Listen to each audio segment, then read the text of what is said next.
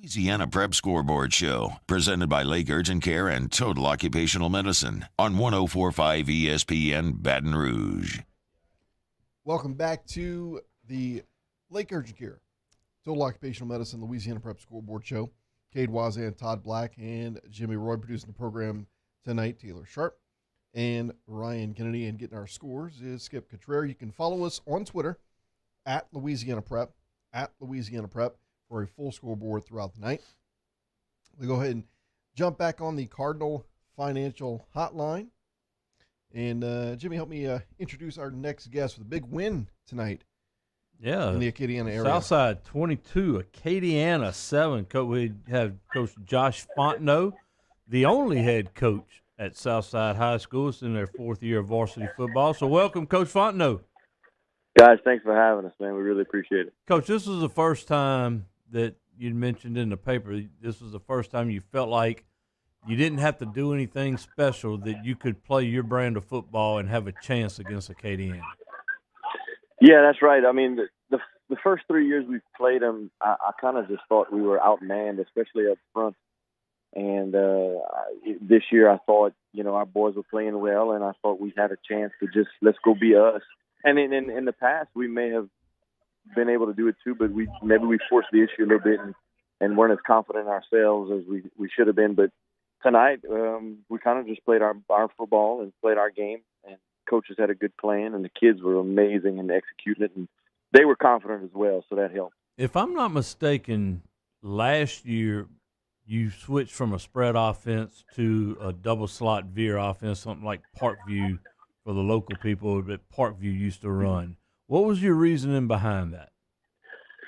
Personnel, and then honestly, to beat the Acadianas of the world and the Karen Crows of the world, who we're going to have to play for district championships and in the playoffs, we were not physical enough. We weren't physical enough as a school. We weren't physical enough as a team, and we needed to find a way that we could match those guys some kind of way. And I've had some experience with the flex ball in the past in my early years as a coach, and I thought it was a good offense.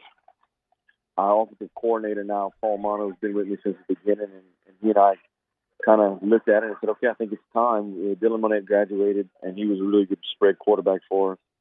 And we did it, and, we went through the growing pains, and towards the end of the year, actually, we were doing pretty good with it. And this year, having a quarterback come back and Andy Baptiste, who has had some experience in it and kind of knows it, made a huge difference. So it was a personnel thing, and just we thought we needed to change who we were in our school and our program.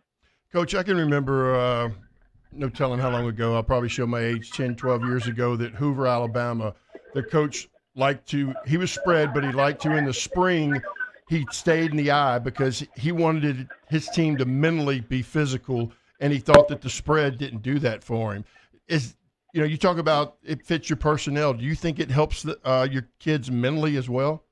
Absolutely.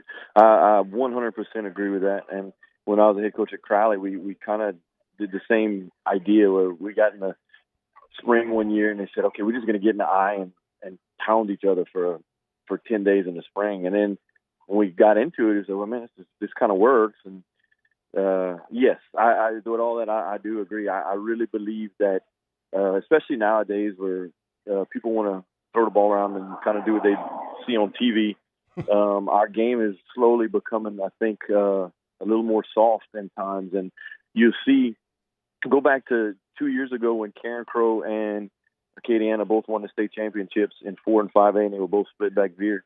And I think there's a lot to be said for that. People don't really want to defend that stuff anymore. And I thought it was necessary for us to become more physical, and that's a really good way to do it. Coach, week one you lose to Notre Dame, if I'm not mistaken. You've reeled off 7 straight.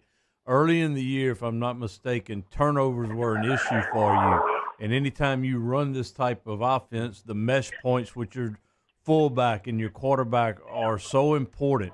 Has that been the biggest reason for your surge here and winning 7 straight? Y'all fix those issues?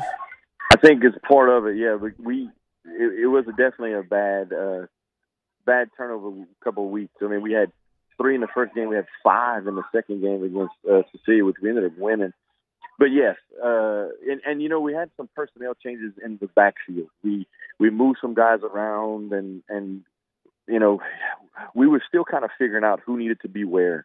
And you know, when you're trying to figure out who you are, still a little bit personnel-wise against Notre Dame, that's never easy to do. Those guys know who they are right now for next year. You know, and then you know, that was a blessing that loss, just because we knew we got to change the guy here, put another guy in the slot, maybe a different guy at the fullback. And then the other thing that helped was Landon Batiste, our quarterback. He just stopped trying to force things.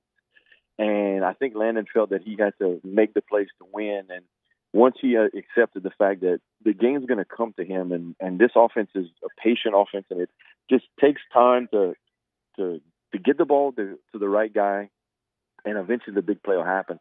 Once he accepted that, it really kind of took off. Did it help you defend Acadiana? Because, holding them to 7 points is that's as good as just winning 22-7, right? It is, yeah. That was surprising to all of us. It does. It helps us. But, we made a huge change on defense this year as well, and we went to a defense that's a little unique. It's a defense where we literally blitz every play. I know people say that a lot, but we're blitzing at least 2 linebackers every play, or sometimes a linebacker and a safety. And the big fear was, how does this hold up to a split-back veer team who just runs it down your throat? And we went into the Karen Crow game, who kind of runs the same offense as Acadian. And after the first day of practice, we kind of looked at each other as coaches and said, why are we trying to do something different? Let's just let our kids be who they are and do what's working. The stuff kind of worked, and then we got to the Acadian, and so we're not going to change it. And, we didn't run all our blitzes. We maybe changed the front here or there, but the defense that we're running now, it makes you be aggressive. And if you're not, you can't play in it. Coach, we talked about this last week, because the reason behind you doing this was because your guys don't have the size up front to just stand up guys one-on-one and let your linebackers roam and make plays. So basically you got to have good gap assignment football. Everybody's got to make sure they're in the right gap, because if 2 go in one gap instead of each gap, it's a touchdown. But what defense are you running?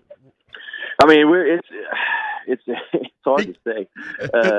It's the freak, like Dale Brown, the freak defense. It's kind of the freak defense. It really is, and it's kind of giving people fits. And but it's one it's very disciplined.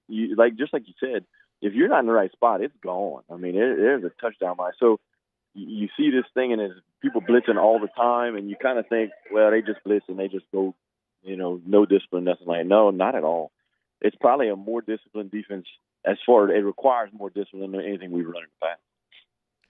Well, Coach, we appreciate your time tonight. It's been exciting so far to follow your team, but there's lots of football left to play. I know we'll be talking with you down the road. Thank y'all, guys. I really, really appreciate it. Thank you. Congratulations. Acadiana's won 7 straight district championships. You got to remember, Southside has beaten Acadiana and Cade Crow, so that's going to put them really in the driver's